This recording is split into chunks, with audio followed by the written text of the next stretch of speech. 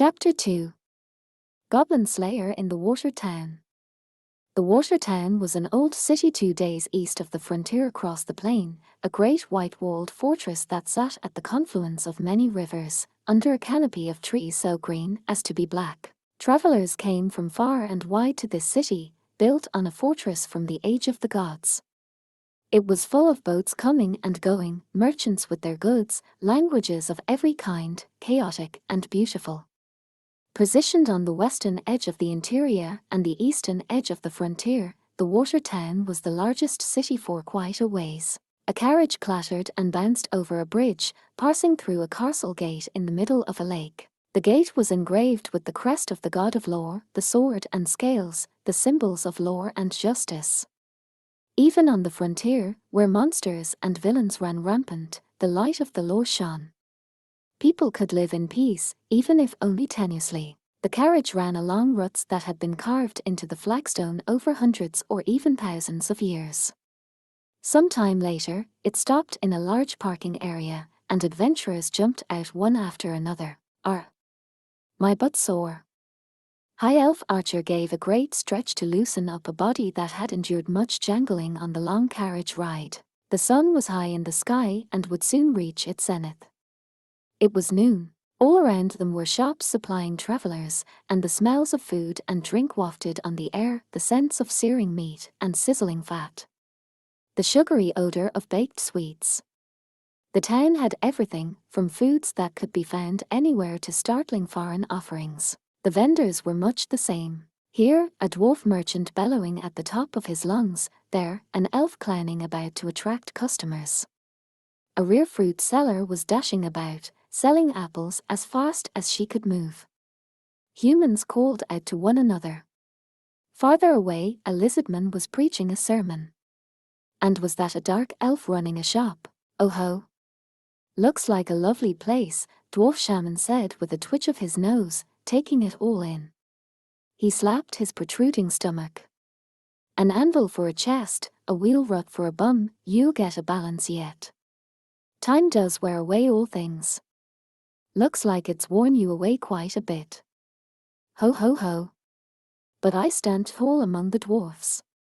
High Elf Archer glared at Dwarf Shaman as he guffawed in his usual great voice. Priestess, an unintended victim of the dwarf's comment, reached back and awkwardly tried to cover her underdeveloped rear end with her hand. Anyway, shouldn't we go meet our quest giver? Yes. She had learned well from her mentor Goblin Slayer, master of the forceful change of subject. He showed no sign of noticing this, though, as he pulled the now crumpled sheepskin page from his bag. It had gotten quite wrinkled from the careless way he had shoved it into the bag, but he didn't appear to notice that, either. It seems we can find them at the Temple of Lore. This way, then. High Elf Archer's argument was going nowhere fast, so she cut it off with an elegant flourish of her hand in the direction of the temple. You know the way. I've been here before. Then she smiled widely and set off at a jaunty pace. This, in fact, was the town where she had heard the song of Oakbolg, Goblin Slayer. She made a show of swinging her hips as she walked down streets she knew and the others did not. Her 4 companions followed behind. The streets were of closely laid flagstone, well-travelled by carriages, and rivers crisscrossed the city everywhere, forded by ferries. The town was an incredible place, not least because of how it used the old ruins with hardly any alteration. There were buildings, of course, shops and inns, even small apartments, all decorated with beautiful carvings. The streets were like a living fashion show, with people wearing the latest styles of both the frontier and the interior. The water town was the very epitome of a cosmopolitan city. But, well. Do you really think there are goblins here? Priestess looked down as she walked, as if her old vestments embarrassed her compared to the dresses of the girls walking by. Those were elegant, gorgeous, and womanly clothes. Not like hers, worn with the day-to-day work of adventuring. She ought to have been embarrassed at being ashamed, though. I suspect so. Goblin Slayer's blunt response gave no indication whether he noticed her discomfort. Either way, Priestess was grateful for him. He never got distracted. Oh ho hum. Lizard Priest stuck out his tongue in a show of interest. And my lord Goblin Slayer, what makes you say that? This place has the air of a village that's been targeted by goblins. The air? Dwarf Shaman gave a dubious snort from his round nose. The only things he could discern in the air were the smells of water, stone, and the food at a nearby shop. There was no hint of the rotten stink unique to goblin lairs. Can't rightly say I follow. That's course dwarfs are so thick. As if you understand him any better. High Elf Archer snickered at Dwarf Shaman as he stood with his arms folded and his head cocked. She didn't seem to mind even when he fixed her with his most intent glare. She just waved her hand. Now, elves live in the forest. I don't expect to know anything about city smells. Dwarf Shaman was about to retort, but was suddenly hushed. From behind High Elf Archer, Lizard Priest had let out a sharp hiss. The middle of town is not the place for your commotions. I know that. For someone so scaly, you sure are prickly. You're just soft, dwarf, the elf said. Lizard Priest clicked his tongue, and this time the two fell quiet. Priestess giggled at the scene. The elf and the dwarf didn't have it in them to argue anymore. They walked slowly through the sparkling town of water, taking in the sights. It was common here to see those who had words but were not human, as well as other adventurers. Only Goblin Slayer was constantly alert to their surroundings. I don't know about smells or whatever, but I really don't think goblins are going to jump out at us right here in town, High Elf Archer said with an annoyed sigh. You can't be sure. Goblin Slayer's response was sharp. I recall it happening once. Though his weapon was not drawn, he moved in much the same way as he did through a cave, with a bold but remarkably quiet stride. He was the only one who attracted odd looks from passers-by, an adventurer in grimy leather armor and a cheap-looking helmet, walking through town as though he were in a dungeon. Perhaps some took him for some new kind of performer. It was nothing he could help. And if High Elf Archer hid her face from embarrassment, well, he couldn't help that, either. Despite all this, he was unlikely to change his ways. And where is this temple of ours? Lizard Priest's tail waved gently behind him. Look, you can see it already. Right over there. High Elf Archer pointed with a slim finger to a building across the river. It was a stunning shrine made of white marble, featuring countless pillars. Even those seeing it for the first time understood that it was a temple. The Temple of Light and Order, emblazoned with the scales and sword that represented law and justice. Wow, priestess breathed at the sight. The Temple of the Earth Mother where she had grown up was hardly a poor building, but this place practically screamed that it was the home of a god. Her face relaxed with happiness, her cheeks a touch red with excitement, and turned back. Goblin Slayer, sir. It's incredible. Is it? He couldn't have offered a more blunt response. Perhaps they just had different ways of looking at it. It was clear to everyone that he was evaluating the temple as a possible goblin nest. Gosh! Priestess puffed out her cheeks, even though she knew it was childish. Come to think of it, she realized she had forgotten to ask the most important thing of all. Goblin Slayer, sir. What? Is the quest giver a priest of the supreme god? No. He answered as if it meant nothing to him, then said, It's the Archbishop.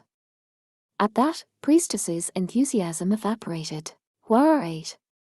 She would never have imagined the quest giver might be her. Priestess gripped her sounding staff with both hands and let out an inadvertent cry. The person responsible for the law all across the western frontier. No, more than that. For she was known as Sword Maiden. There were many visitors to the Temple of Law. In part, it was not just believers in the supreme god who came to supplicate there. The building was also a court, where judgments were made in the name of God. Cases ranged from simple everyday disputes to matters of life and death. There was a ceaseless flow of those who wished to have their cases heard in the merciless light of God. Deeper into the temple, they passed through a waiting room full of such people. Past the courtrooms where cases were heard, past hallways narrow with bookshelves to the innermost place, silent and lined with marble pillars. In this deepest part of the temple was a worship hall where an image of the supreme god in the form of the sun was revered. It was like something out of a myth. The sunlight slipped down between the pillars in great golden sheets. There was no out-of-place noise, the silence was absolute. This was a holy place, and at the altar knelt a woman, long staff in hand, praying. She wore white robes over her robust figure.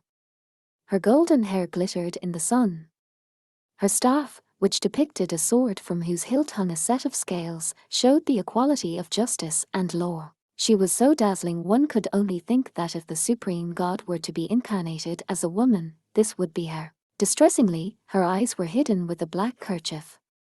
Not that it in any way impugned her beauty, the cloth may even have made it all the more striking. Suddenly, she looked up. The sacred silence had been shattered by bold, casual footsteps. Goblin Slayer, sir. Please try to be quieter.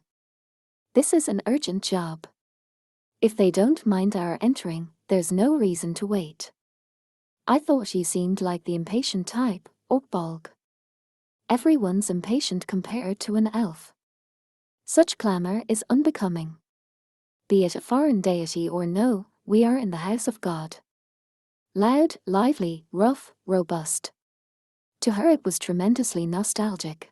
The edges of her mouth softened ever so slightly, and the sleeve of her garment moved like a wave on the ocean. She, Archbishop of the Supreme God, Sword Maiden, slowly rose. Goodness! Who might you be? We've come to slay the goblins. Goblin Slayer answered dispassionately, in a clear tone, and with what sounded like a quiet smile. His attitude flirted with insolence, but he didn't sound flippant. It was a tremendously adventurer-like way to speak. Priestess stood beside him, goggling, painfully trying to figure out how to make her greeting. This is Sword Maiden here, the Archbishop beloved of the Supreme God, the gold-ranked adventurer who, 10 years before, had been the demise of the Demon Lord. Not a hero of legend, but a unique presence who had emerged from humankind. She was vastly beyond priestess, freshly promoted to obsidian. The difference between them was like the gulf between a goblin and a dragon. When she had been an acolyte, priestess probably could not have brought herself to be in this awesome place at all. That is, it's an honor to meet you, priestess said in a strained voice, making a small bow. Her eyes shone and her cheeks were red. A most honored warrior and a sweet, most honored priestess. From beyond the kerchief, a gentle gaze brushed priestess's cheek and then moved on, or so she felt. She could hear her own heart pounding inside her little chest.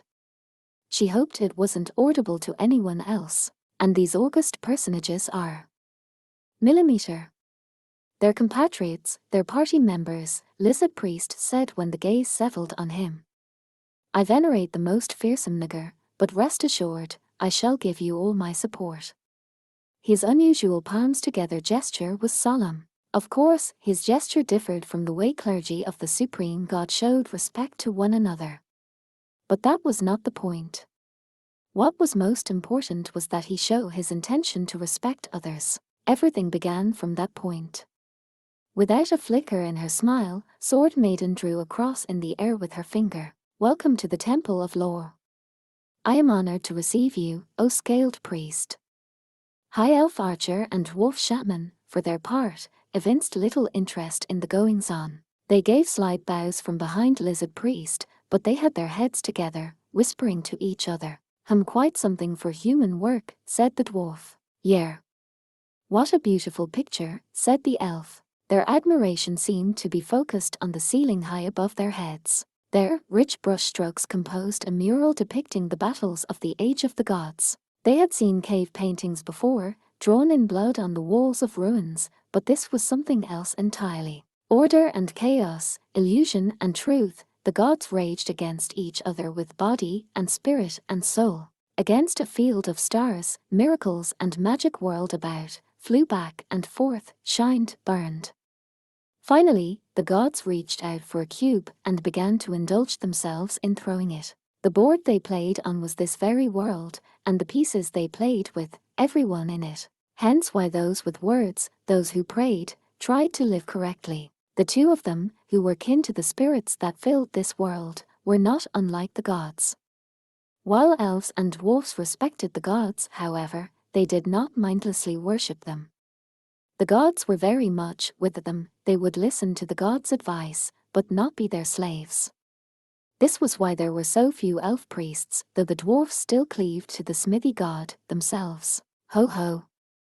How very adventurer-like you all are. An eccentric warrior. A pure priestess. A foreign priest. A dwarf magic user. And an elf ranger. The archbishop gave the five of them a small, strange smile. Priestess thought the smile brimmed with loneliness and longing. And if so, then we are like each other. I welcome you wholeheartedly. It took but a moment. Sword Maiden made a wide sweep of her arms, as if to embrace the adventurers. The gesture evoked a loving mother yet beguiling like a harlot urging someone into her bedchamber. An average human man would have given a heavy swallow right about then. Goblin Slayer, however, ignored all of this. Enough complimenting each other. Tell us the details of the quest. He was oblivious to the mortified look that came over Priestess's face. And now just a minute, Goblin Slayer, sir. Too much was too much. Priestess grabbed his gauntleted hand and pulled him close. You can't talk that way to the Archbishop. I don't care. But Sword Maiden was gently shaking her head. I am most pleased that such a hardy adventurer has come to me. Are you? May I ask, out of personal curiosity, she murmured, if kin of yours were to join with chaos, could you kill them? No, Goblin Slayer replied bluntly. I have no living relatives. Is that so? Goblin Slayer watched the bright red lips from inside his helmet as they whispered, so. Where are the goblins? Behind him, the other adventurer sighed. It began about a month ago. Sword Maiden nodded to the others to sit on the floor, then sat with her feet together, looking forlorn. Late one night, I sent an acolyte girl to deliver a message from this temple. Was she killed? Or kidnapped? Asked Goblin Slayer. She didn't come back that night. The next day, her body was found in a back alley. A look of grief came over her face. Goblin Slayer cupped his chin in his hand, thinking. According to the person who found her, she appeared to have been cut up while she still lived. Sword Maiden's words were calmness itself without a moment's hesitation. But behind them was a slight tremble. Was it terror? Intimidation? Or perhaps profound pain, sadness? Priestess couldn't be sure. Well, that's awful, Priestess said. The very fact of murder is sad enough, though it happens from time to time. While still alive, Goblin Slayer muttered quietly. At that location? Yes. Was any part of her eaten? Or was she merely killed? Do you have any other details? Come on, Orkbolg. You're being insensitive, even for you, High Elf Archer said, pursing her lips with a frown. She had noticed Sword Maiden's clouded expression. Goblin Slayer fell silent for a long moment, then said, please go on. It was truly a terrible incident. Yes, terrible. The Temple of Law was here, to be sure, but this was still the frontier. Not long ago it had been a lawless expanse, home to monsters and bandits. It could hardly now be without crime. Though the light of the Supreme God shone abundantly, it was not enough to reach into twisted human hearts. Law and order. It is said they have continually been the weaker in the struggles of this world. Sword Maiden continued, in a murmur, though evil has not triumphed in this world, neither has it been vanquished, and joined her hands, offering a brief prayer to the god she served. Waiting for her to finish, Lizard Priest stuck out his neck as if paying particular attention. So, is this to say the investigation has yielded no results? Yes. I am ashamed to say it, but it's true. Perhaps an agent of chaos was involved or a follower of the dark gods. Or something else. Amid a slew of hypotheses and conjectures, the town watch had immediately launched an investigation. For a city whose streets bustled day and night, there was surprisingly little evidence. And without evidence, there was nothing to be done, no matter how badly one wished to catch the criminal. In the midst of all this, the water town experienced a dramatic rise in crime. Petty theft, random attacks in the streets, violence toward women, kidnappings. Goblin Slayer snorted as Sword Maiden mournfully related the state of things. I don't like it. You don't like anything, Beard Cutter, Dwarf Shaman said, well accustomed to his companion, and gave Sword Maiden a wave as if to say, don't mind him. He rested his chin in his hand and his elbow on his folded knees. He didn't even feel like having a drink of wine. I admit it's rather strange. But surely that's not why you summoned us here. You're correct. They decided that if they could not track down the killer, perhaps they could catch him at his work. Thus, not only the town watch and guard, but adventurers, too, were dispatched. They broke up into several groups, diligently patrolling the night streets and chasing down any suspicious characters. It was a blunt approach, a plan marked by its practicality. But it worked. One of the adventurer groups saw small humanoids attacking a woman and cut them down. In the light of the adventurers' handheld oil lamps, the tiny corpses turned out to be goblins. Beyond doubt. Goblin Slayer, who had been listening silently, made a sound of deep interest. It was goblins. Goblins. Not just one or two, I suppose, Dwarf Shaman breathed, running his hand pensively along the flowing beard of which he was so proud. Priestess tapped her finely formed pointer finger against her lips and made a thoughtful sound. The question is how they got into town, she said. They certainly didn't just walk through the gate. That'd leave an underground route or the waterways, Dwarf Shaman said. High Elf Archer chimed in. All these victims, those monsters weren't just passing through. What do you think? Goblin Slayer's helmet turned toward Lizard Priest. The scaled priest gave a contemplative roll of his eyes, then opened his jaws and said, Goblins, Goblins live underground. This town is built above a more ancient city. Surely there are ruins of some sort below it. No question, then, Goblin Slayer said decisively. They are stupid, but they are not foolish. If I were them, I would simply nest in the sewers. Once again, you demonstrate your ability to think like a goblin. It was hard to tell whether High Elf Archer was admiring or sarcastic. Of course, Goblin Slayer replied with a nod. If you don't know how they think, you can't fight them. Sword Maiden betrayed a hint of confusion at Goblin Slayer's words, but nonetheless, she nodded firmly. Surely it was the supreme god who guided an adventurer like you to accept my quest. A faint smile rose suddenly to her face, and her voice was clear, her relief was evident. I myself, after a month of reflection, concluded they must be underground. A month? Yes. And at first, I offered a quest to the adventurers of this town. What did they do? Priestess asked quietly, but Sword Maiden shook her head wordlessly. I see, Priestess said. That was all the answer she needed.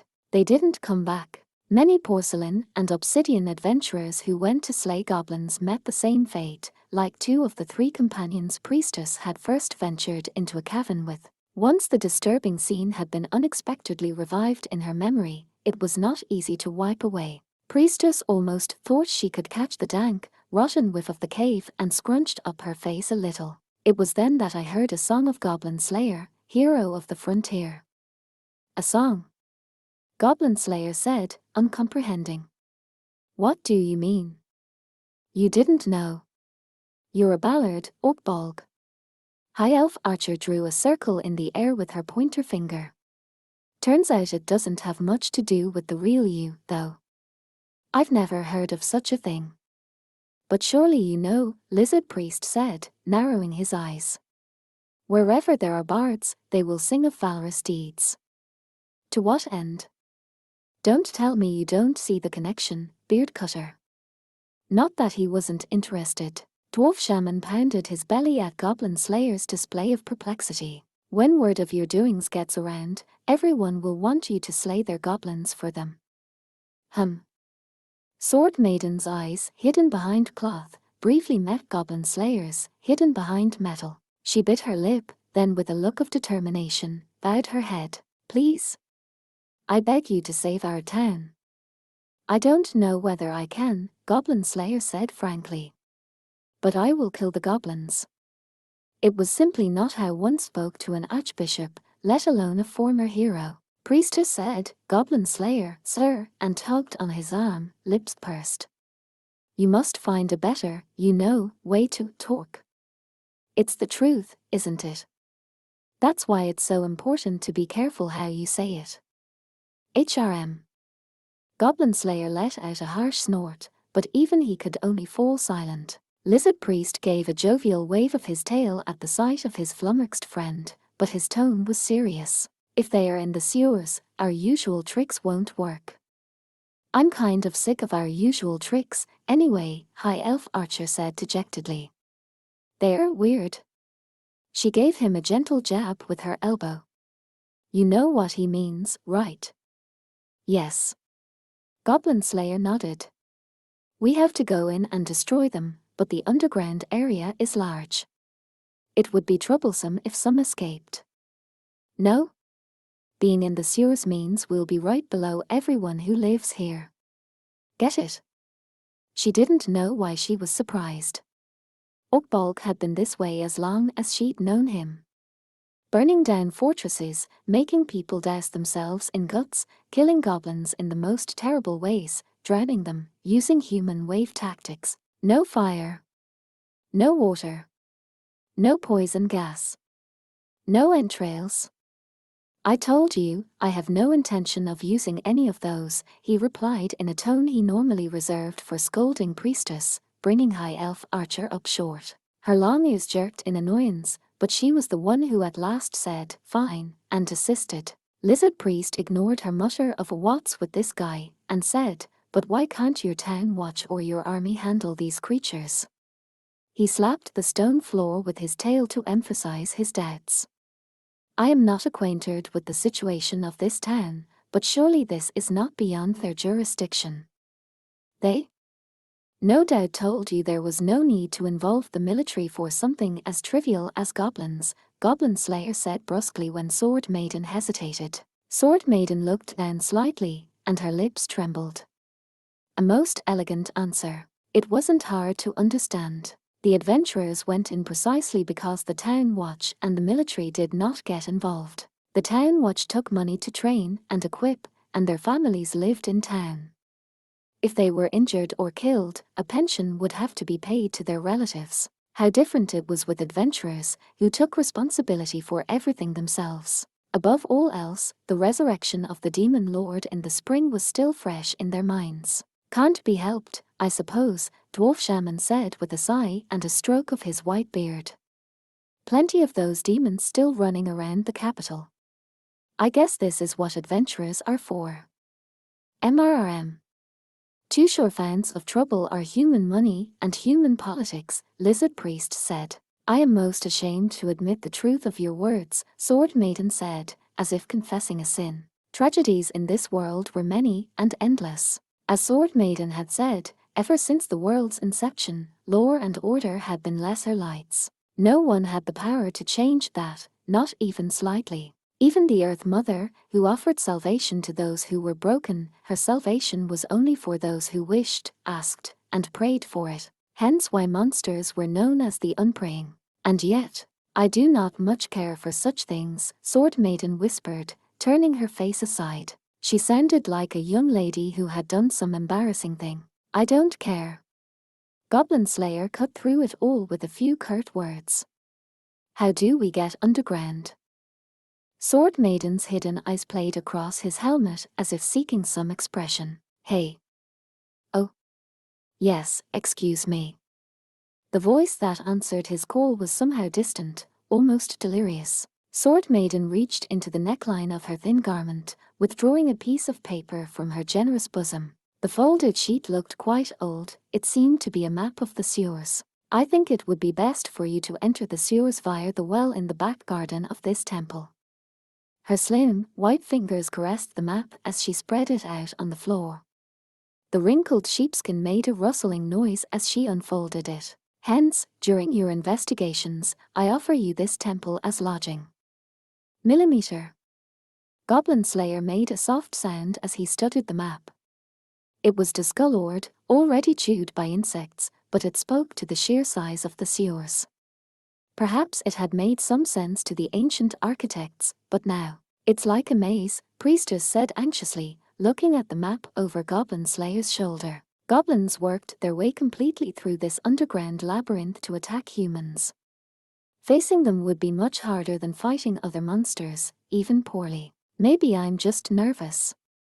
Had he noticed her quietly shift her gaze to him? Goblin Slayer pulled the map closer, then tapped it lightly. How accurate is this map? These are old plans from when the temple was built. Sword Maiden shook her head gently.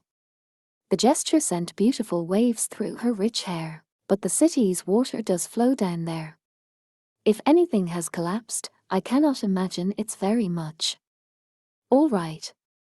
With a nod, he nonchalantly rolled up the map and tossed it into the air. Lizard Priest deftly stretched out his arm and caught it in his sharp claws. You're our navigator. Certainly.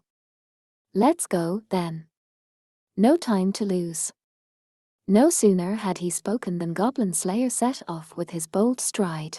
The other adventurers looked at one another, then nodded helplessly. Well, that's Okbolg for you, High Elf Archer said lightly, rising. She adjusted her great bow on her back, counted her arrows, then went after him at a trot. Owl's footsteps were so quiet they might weigh nothing at all. Lizard Priest found them all but inaudible. He gently opened the map he'd caught, double-checked it, folded it again, and put it carefully in his bag. There do seem to be ruins deeper in, but we shall not know until we see for ourselves. You said it. And we can't count on our long-eared lass to lead the way. Beard Cutter is another matter. Dwarf Shaman stroked his beard, unable to watch them walk into such danger alone. The two of them patted each other on the back, then stood up, looking pleased. You must excuse us, then. We shall be on our way. Can't keep Longears and Beard Cutter waiting now. And the two of them departed. Priestess had no time to gawk, either. Scurrying to ready her gear, she straightened her garments and stood. Well, milady Archbishop. I'll be going, too. Ahem. She gripped her staff with both hands and bowed her head to Sword Maiden. If I may, Sword Maiden called out to Priestess as she turned to leave. She reached out one slim hand as if beckoning. Yes. Priestess asked, looking questioningly at her. Perhaps it is not my place to ask this, as the quest giver.